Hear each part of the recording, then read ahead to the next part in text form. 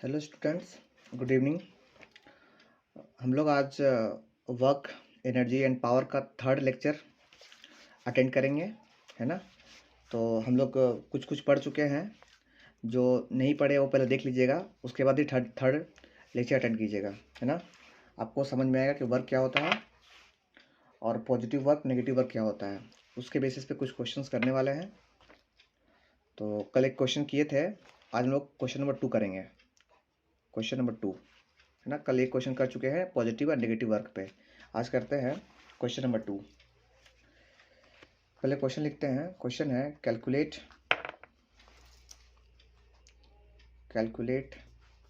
The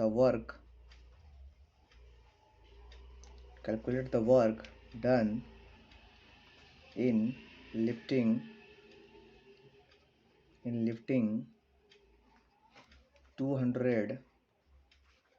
200 kg of water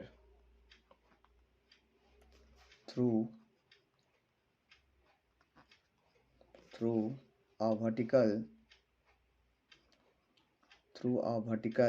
height of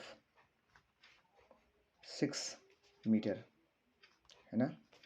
और आपको bracket में लिखा हुआ है कि आपको एज्यूम करना है, एज्यूमिंग जी, है ना। जी जो है स्मॉल जी, वो आपको मान के चलना है कि 10 मीटर पर सेकेंड स्क्वायर ये दिया हुआ है।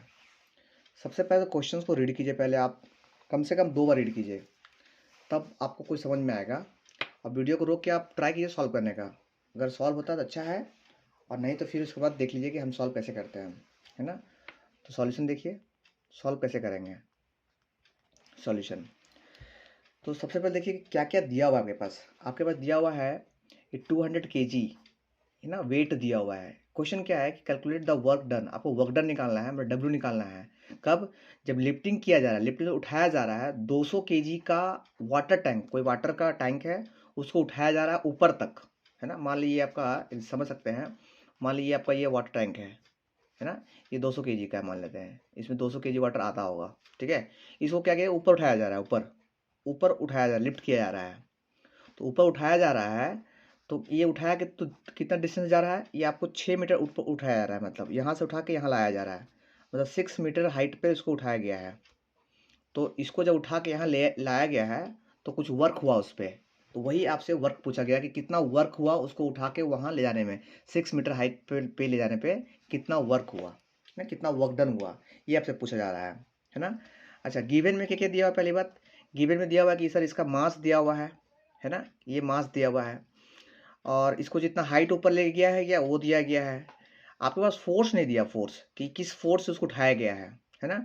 तो फोर्स आप समझते हैं कि फोर्स अगर हमको निकालना हो फोर्स, तो हम जानते हैं किसी भी ऑब्जेक्ट में या किसी भी ऑब्जेक्ट को जब हम लोग ऊपर लिफ्ट करते हैं या उठाते हैं, तो ग्रेविटी एक फोर्स लगाती है इस पे फोर्स लगाती है, ये फोर्स लगाती है। वो फोर्स क्या होता है? एम इंटू जी, है ना। ये एम मास, इसका मास, ऑब्जेक्ट का मास, और जी जो ग्रेविटी लगाता है, ग्रेविटी का फोर्स। तो ये एम जी जो है वो फोर्स के बराबर होता है, ठीक है। और इसको हाइट कितना ले गए 6 मीटर ऊपर लिया गया है, ठीक है। तो अगर हमको वर्क डन निकालना है, हमको वर्क डन निकालना, तो वर्क डन इक्वल टू क्या था? फोर्स इंटू क्या? फोर्स इंटू डिस्टेंस या डिस्प्लेसमेंट, ठीक है। तो फोर्स को हम लिख सकते हैं क्या चीज़? फोर्स लिख सकते हैं एम जी इंटू कितना? Into height displacement. तो डिस्प्लेसमेंट ऊपर हाइट दिया है ना, तो हाइट को हम लोग एच लिखते हैं। डिस्प्लेसमेंट क्या है हमारा? हाइट है, एच लिखेंगे, एम जी एच। तो वर्क डन हमारा क्या हो जाएगा? वर्क डन हो जाएगा एम जी और एच हमारा हो जाएगा, है ना। तो पहले यहाँ पे डिफाइन कीजिएगा क्या क्या हमारे पास दिया हुआ है। सबसे पहले तो लिखिएगा कि मास दिया हुआ आपके पास, मास एम दिया हुआ, गिवन में क्या है? मास है आपके पास, ये लिखिएगा पहले एग्जाम में। गिवन गिवन क्या है? मास एम। एम दिया हुआ कितना? 200 kg, 200 kg। आप गलती से सोच मत लीजिएगा कि ये फोर्स दिया हुआ है 200 जो है, ये 200 kg है, 200 न्यूटन नहीं है। फोर्स का यूनिट न्यूटन होता है। अगर एन दिया होता तो आप समझते कि ये न्यूटन, ये फोर्स लग रहा है, पर केजी है, मतलब मास दिया हुआ आपका, फोर्स नहीं दिया हुआ आपको। अब वर्कडन में आपको फोर्स चाहिए, तो बिना फोर्स का काम आप कर सकते नहीं है। और डिस्टेंस या डिस्प्लेसमेंट कितना हुआ, या वो आप वर्टिकल जाओ या हॉरिजॉन्टल जाओ। अगर वर्टिकल गए तो ये हाइट लेगा डिस्प्लेसमेंट, या वर्टिकल में हॉरिजॉन्टल जाएंगे तो एस लेगा डिस्प्लेसमेंट। तो देखिए एम दिया हुआ कितना? 200 kg, ठीक है। और हम लोग जो एक्सेलरेशन बोलते हैं और ऊपर देता है उसको जी बोलते हैं, ए को ही जी कहते हैं जब हमारा मोशन वर्टिकली होता है उस वक्त। तो जी इक्वल टू दिया हुआ कितना 10 मीटर पर सेकेंड स्क्वायर, ये हमको दिया हुआ है। चलिए और क्या सर, हाइट दिया हुआ है, हाइट भी दिया हुआ कि हमको 6 मीटर के ऊपर लिया गया है ना, मतलब डिस्टेंस जो है ट्रेवल किया गया 6 मीटर के लिए है ना। तो वर्क डन जो हमारा हो जाएगा, वर्क डन डब्ल्यू जो हो जाएगा वो क्या होता है, अभी लिखे हुए थे हम लोग कि एम इंटू जी इंटू एच। सिंपली अब मल्टीप्लाई कर दीजिए एम जी इंटू एच को। एम आपको पता है मास 200 kg है ना, 200 kg लिख दीजिए। जी आपको दिया हुआ था 10 न्यूटन मीटर पर सेकेंड स्क्वायर, और हाइट दिया हुआ था 6 मीटर है ना। कंप्लीटली सॉल्व कीजिएगा इसको, तो ये आपके पास आ जाएगा कितना, ये हो गया 6 दूनी 12 और ये 12, मतलब 12 पे ये 12 2 zero 1 zero 3 zero newton metre. और ये हमको वर्क डन है, तो वर्क डन का आपको पता है यूनिट क्या होता है, वर्क डन का यूनिट जो होता है वो क्या होता है आपका, वो होता है जूल होता है, जूल। तो हम बोले वर्क डन जो है कितना हो गया 12,000 जूल है ना। तो लास्ट में लिखिएगा 10 या hence 10 the work done is 12,000 joules. बस ये को ध्यान देना है आपको कि इस क्वेश्चन में आपको फोर्स नहीं दिया हुआ था, अगर फोर्स नहीं दिया रहेगा तो फोर्स कैसे निकालेंगे हम, ये आपको इसमें ध्यान देना है। क्योंकि वर्क डन पूछा है तो वर्क डन को फोर्स चाहिए ही चाहिए, फोर्स है तो फोर्स अब कहाँ से लाइएगा। तो फोर्स फॉर्मूला पता है कि आपको अगर कोई बॉडी को ऊपर लिफ्ट करते हैं तो ग्रेविटी फोर्स लगाती है जो कि mg के बराबर होता है। हम लोग ग्रेविटेशन चैप्टर में हम लोग पढ़ चुके हैं चीज़ को। तो यहाँ ये आपका हो गया पहला क्वेश्चन। अब आते हैं नेक्स्ट क्वेश्चन। इसको आप देखिएगा, एक बार 2 बार देखिएगा, आपको समझ में आएगा क्या किया गया इसमें से।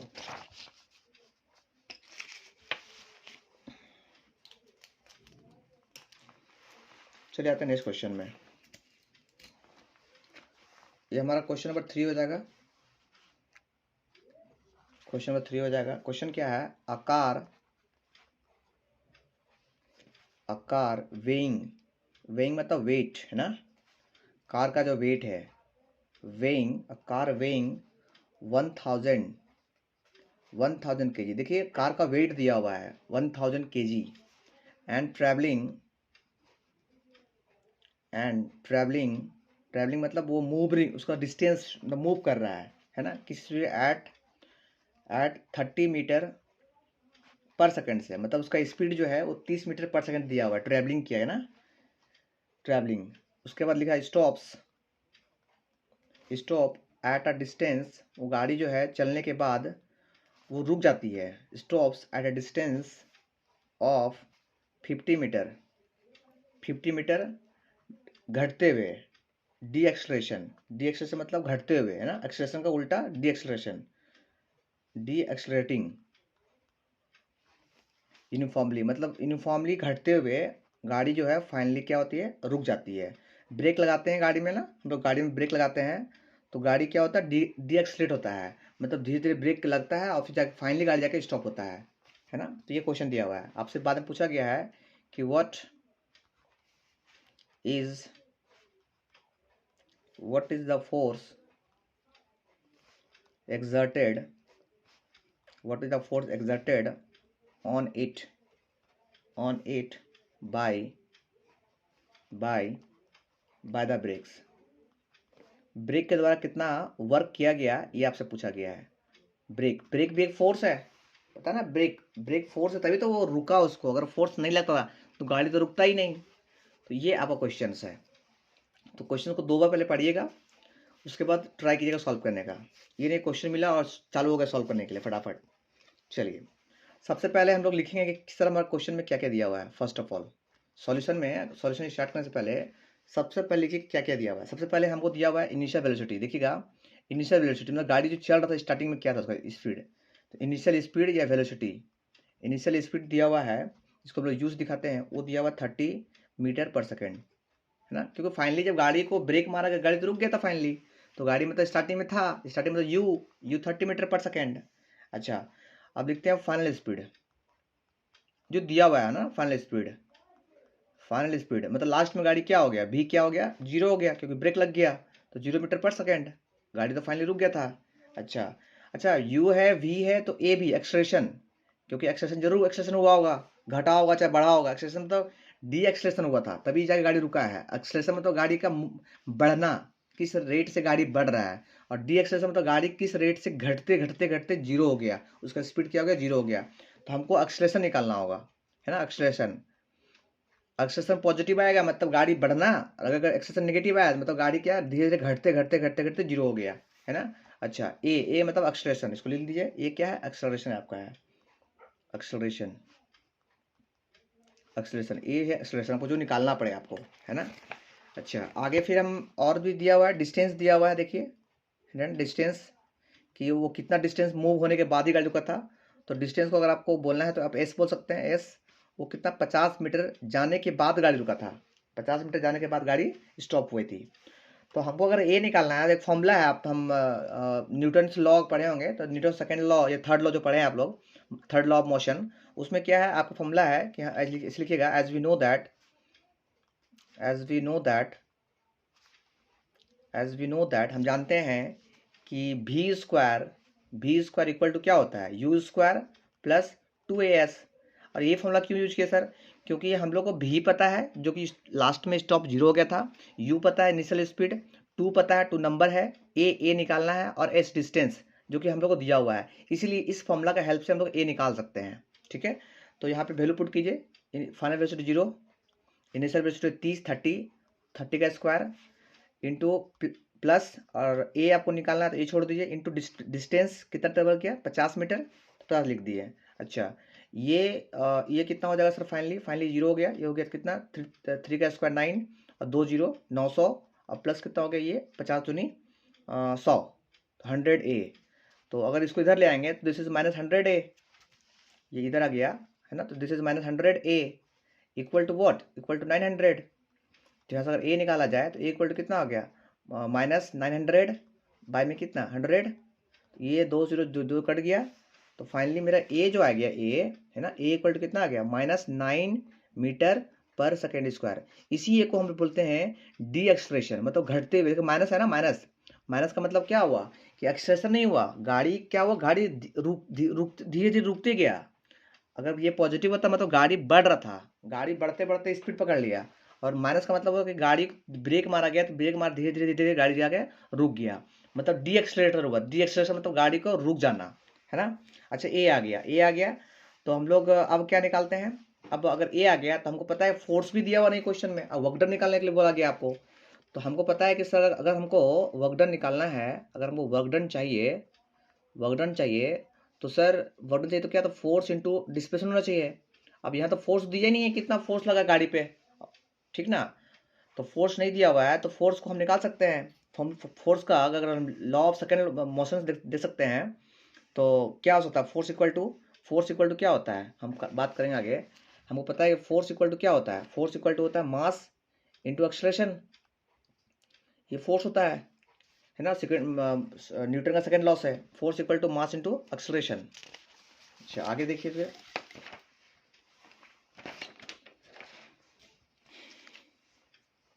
चलिए, मास दिया हुआ था क्वेश्चन में, मास दिया हुआ था कितना, 1000 kg, और एक्सलेरेशन आप निकाल चुके हैं, कितना निकाल चुके हैं, 9 मीटर/सेकेंड स्क्वायर, ये आप निकाल चुके हैं। तो फोर्स फाइनली अगर फोर्स निकालेंगे इस दोनों का हेल्प से तो कितना हो जाएगा, 1000 इंटू माइनस का 9, तो मल्टीप्लाई करेंगे तो माइनस का 9000, अब फोर्स का यूनिट न्यूटन, तो ये फोर्स आपका आ गया, फोर्स आ गया। डिस्टेंस पता है आपको, या डिस्प्लेसमेंट पता है आपको, कितना वो मूव किया है ब्रेक मारने के बावजूद, है ना। तो उससे हम निकाल सकते हैं कैसे कि वो उसमें कितना वर्क डन हुआ उसमें, है ना। तो देखिए, तो वर्क डन निकालेंगे W, देयरफॉर वर्क डन जो है W इक्वल टू क्या होगा, W equal to force into displacement. Force हम निकाल चुके हैं, फोर्स कितना आया है, फोर्स आया है माइनस, अच्छा फोर्स, हाँ देखिए फोर्स नेगेटिव है, फोर्स नेगेटिव मतलब मैग्नीट्यूड नेगेटिव है कि उसको अपोजिट डायरेक्शन लगाया गया है ना। तो फोर्स का जो यूनिट है, मैग्नीट्यूड कितना है, मैग्नीट्यूड 9000 ही है। अब नेगेटिव मतलब क्या हो गया, फोर्स उसको अपोजिट लगाया गया है, और गाड़ी आगे मूव कर रहा था, गाड़ी ब्रेक पीछे मारा गया था उसको, है ना। तो वो नेगेटिव दिखला रहा है कि वो फोर्स, जैसे गाड़ी इधर गया था ना, गाड़ी गया था, अब ब्रेक इधर लगा, ब्रेक लगा, तो फोर्स बता रहा है कि आपका जो है वो अपोजिट डायरेक्शन लगाया गया, मोशन के अपोजिट डायरेक्शन में। तो फोर्स का हम लोग ये नेगेटिव साइड नहीं लेंगे, हम लोग से ये पॉजिटिव मैग्नीट्यूड लेंगे, मैग्नीट्यूड कितना हो जाए 9000 है ना, इंटू कितना, into 50 work done.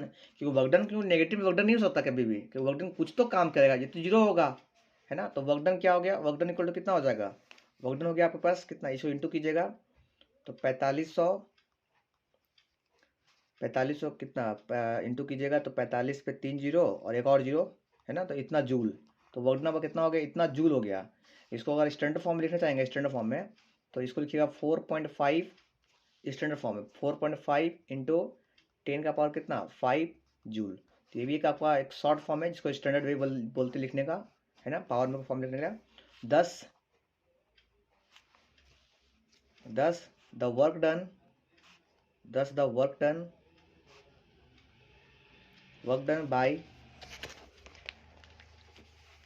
By the brake के द्वारा कितना वर्क डन किया गया है ना, इज 4.5 इंटू 10 का power 5 joule.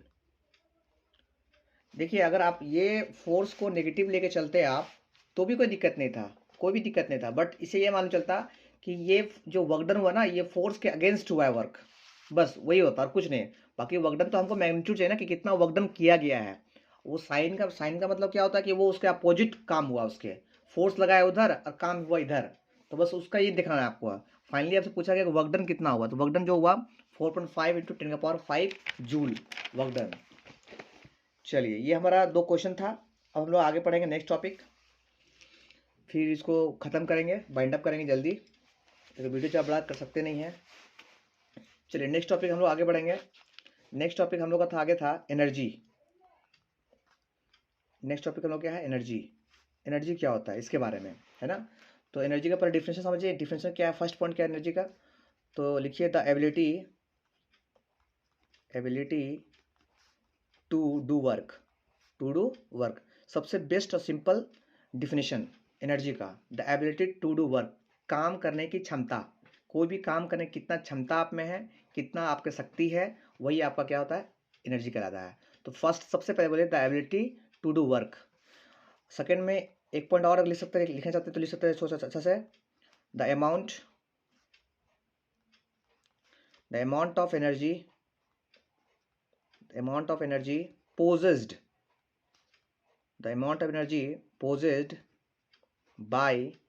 Bye a body.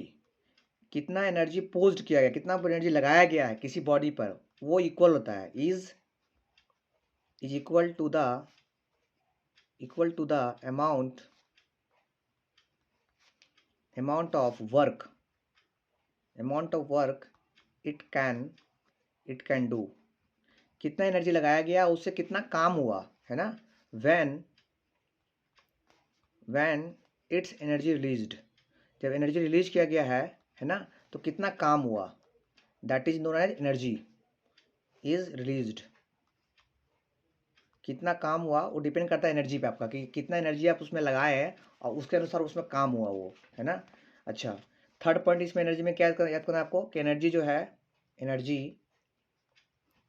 Energy is a scalar quantity, energy is a scalar quantity. ये 3 इंपॉर्टेंट पॉइंट्स है, आप याद कर लीजिएगा एनर्जी के बारे में। Scalar quantity, energy is a scalar quantity, ठीक है, क्योंकि इसका डायरेक्शन नहीं होता इसीलिए। अच्छा अब आगे बात करेंगे, अब नेक्स्ट बात करेंगे इसका यूनिट के बारे में है ना। यूनिट क्या होता है, unit of energy. Sir energy का यूनिट कुछ होता होगा, बिल्कुल होता है। हम लोग एनर्जी को मेजर किस में करेंगे, तो आप लिख सकते हैं कि यूनिट ऑफ वर्क, ताकि आपको याद जल्दी हो जाए। Unit of work and energy, work और एनर्जी का जो यूनिट होता है वो दोनों सेम होता है ना। सेम क्या मतलब जूल होता है, आर द सेम, क्या होता है, सेम होता है। क्या होता है वो चीज़, that is joule, JOULE joule है ना। अच्छा जूल का एक होता है बिगर यूनिट है ना, बिगर यूनिट, तो लिखिएगा bigger unit of energy. Energy का बिगर यूनिट होता है ना, उसको बोलते हैं इज कॉल्ड किलो जूल। तो आप कंफ्यूज मत होइएगा कि जूल और किलो जूल क्या है। किलो जूल कुछ नहीं है, जूल का ही बड़ा बड़ा यूनिट है किलो जूल। जैसे मीटर को किलोमीटर में लिखते हैं ना, उस तरह से किलो जूल, किलो जूल। अच्छा, तो समझेंगे कैसे सर इसको? समझते हैं ऐसे है कि सर एक 1 किलो जूल जो होता है ना, 1 kg, ये क्या है, के जे ना, 1 किलो जूल, 1 किलो जूल जो होता है वो 1000 जूल के बराबर होता है। तो ये भी आप याद कर सकते हैं, ये भी याद कर सकते हैं, दिस इज इंपॉर्टेंट पॉइंट्स, है ना। 1 kilo joule equal to 1000 joule, तो ये याद कर लीजिए, आपका काम हो जाएगा। अच्छा, आगे नेक्स्ट पॉइंट बात करते हैं हम लोग। नेक्स्ट पॉइंट बात करेंगे कि एनर्जी का फॉर्म क्या, किस किस फॉर्म में एनर्जी हमको मिलता है। तो लिखिए different form of energy. Next topic है हमारा, next point, different form of, different form of energy. किस किस फॉर्म में आप एनर्जी को देखते हैं, है ना। तो ये लिख लीजिए, पहला हम देखते हैं काइनेटिक एनर्जी। काइनेटिक एनर्जी, ये काइनेटिक एनर्जी क्या होता है सर? ये काइनेटिक एनर्जी ना, जब कोई दौड़ता है, ये चलता है ना, या भागता है, तो उसमें जो एनर्जी होता है ना, उसको बोलते हैं काइनेटिक एनर्जी। मतलब मोशन की वजह से जो एनर्जी आ गया, that is known as kinetic energy, है ना। काइनेटिक एनर्जी को हम लोग के ई से दिखाते हैं, के ई से, काइनेटिक एनर्जी, ठीक है। दूसरा है potential energy, potential energy, potential energy, ये लोग भी हम लोग पढ़ेंगे, इसके बारे में भी पढ़ेंगे। पोटेंशियल एनर्जी दिखाते हैं पीई से, पीई मतलब पोटेंशियल एनर्जी। पोटेंशियल एनर्जी मतलब क्या? आप सुने होंगे अपने टीचर से या घर में कि आप में ये पोटेंशियल है, आप कर सकते हैं, मतलब आपके अंदर जो क्षमता है किसी काम करने का, पोटेंशियल, कितना क्षमता है कार्य करने का, दैट इज पोटेंशियल एनर्जी। मतलब आप अगर बैठे हुए हैं तो आप में पोटेंशियल है तभी बैठे हुए हैं, खड़े हैं आप, पोटेंशियल है तभी आप खड़े हैं। तो पोटेंशियल मतलब आप अपना शेप में ठीक ठाक से बैठे हैं, खड़े हैं, that is known as potential energy. मतलब आपको सही ढंग से रखा गया है ना, ये आप सही ढंग से है, दैट इज पोटेंशियल एनर्जी। अच्छा, और भी होता है, फॉर्म होता है पोटेंशियल एनर्जी, होता है केमिकल एनर्जी। कोई अगर रिएक्शन हुआ उससे जो एनर्जी निकलता है उसको बोलते हैं केमिकल एनर्जी। उसके बाद आपका है हीट एनर्जी। हीट एनर्जी समझ रहे हैं, जैसे आग से मिलता है आपको एनर्जी, ये सनलाइट से जो मिलता है उसको बोलते हैं हीट एनर्जी, है ना। फिर लाइट एनर्जी, लाइट से भी आपको देखते हैं, सूर्य की रोशनी से आपको जो एनर्जी मिलता है उसको बोलते हैं लाइट एनर्जी। ये सब नहीं पढ़ना है हम लोग दो ही पढ़ना है, आपको काइनेटिक एनर्जी पढ़ना है, पोटेंशियल एनर्जी पढ़ना है। बस जान लीजिए कि ये सब फॉर्म है, ये सब एनर्जी का फॉर्म है, इस फॉर्म में आपको एनर्जी मिलता है ना। लाइट एनर्जी और साउंड एनर्जी जो हम बोलते हैं वो भी एक एनर्जी ही आपका है, साउंड एनर्जी, साउंड एनर्जी। इसको आप आजमा सकते हैं। साउंड एनर्जी कैसे है सर? मान लेते हैं कि एक शीशा है, शीशा में अगर जोर से साउंड बजाएंगे ना, साउंड साउंड देंगे तो शीशा टूट सकता है, तो वो एनर्जी के कारण ही टूटता है वो। तो इसलिए कहते हैं कि साउंड भी एक एनर्जी है, साउंड एनर्जी। और एक लास्ट है इलेक्ट्रिक एनर्जी, है ना। इलेक्ट्रिक एनर्जी जो आप लोग देखते हैं, इलेक्ट्रिसिटी जो आपको एनर्जी मिलती है आपको, है ना, तो इलेक्ट्रिक एनर्जी, है ना। तो यही फॉर्म है आपके पास, डिफरेंट फॉर्म्स ऑफ एनर्जीज। तो अब याद करना है आपको कि दो ठो समझना है बस, इस सब चीज़ को, कि सब एनर्जी का फॉर्म है। बट हम लोग पढ़ेंगे काइनेटिक एनर्जी पढ़ेंगे, पोटेंशियल एनर्जी पढ़ेंगे, और ये सब तो पढ़ना हम लोग है नहीं, बस जान लीजिए सब होता क्या है, एनर्जी का फॉर्म्स है, ठीक है। अच्छा, ये भी याद कर लीजिएगा कि 1 kilo joule equal to 1000 joule, ये होता है ना, यूनिट ऑफ एनर्जी का। एनर्जी का और वर्क का जो यूनिट होता है वो जूल होता है, ये भी याद कर लीजिएगा। फिर और ऐसा कुछ तो है नहीं, बाकी क्वेश्चन है, क्वेश्चन जो हम करवाए हैं अभी देख लीजिएगा अपना आप, उसमें कुछ डाउट्स होगा तो पूछ लीजिएगा, है ना। किसी को नोट्स चाहिए तो नोट्स हमसे मांग सकते हैं आप, है ना। नोट्स के लिए आप हमसे इस नंबर में कांटेक्ट कर सकते हैं।